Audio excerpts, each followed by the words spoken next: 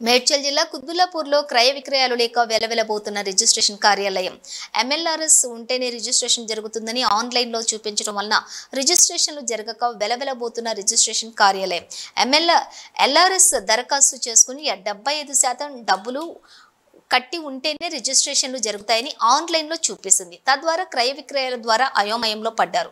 ఒకవేళ కొనుగోలు చేసిన ఫ్లాట్ FTL ఉందా, బఫర్ జోన్లో ఉందా, కాలువలో ఉందా కూడా తెలియదు.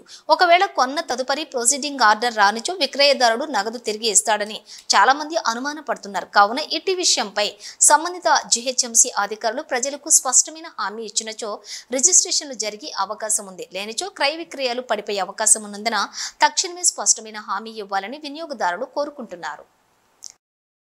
పునరాలోచించాలని, పూర్తి డబ్బులు కడితేనే 25% డిస్కౌంట్ చేసి రిజిస్ట్రేషన్ అయితే అనడం భయభ్రాంతులు అవుతారు జనం. ఎందుకంటే ఒకవేళ అది ఫెయిల్ అయితే రిజిస్ట్రేషన్ డబ్బులు రావు, కానీ వాళ్ళు కట్టిన డబ్బులు 10% పట్టుకొని ఇస్తామనడం వల్ల ప్రజలు అనుమాన పడతారు.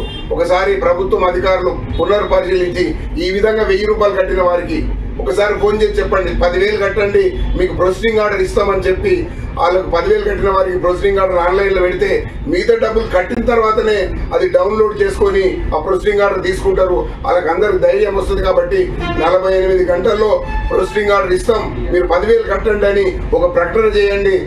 ప్రజలంతా కూడా ఎగబడి డబ్బులు కట్టే విధంగా ముందుకు వస్తారని మేము ప్రభుత్వానికి, అధికారులకు, ముఖ్యమంత్రికి సూచిస్తూ ఉన్నాం.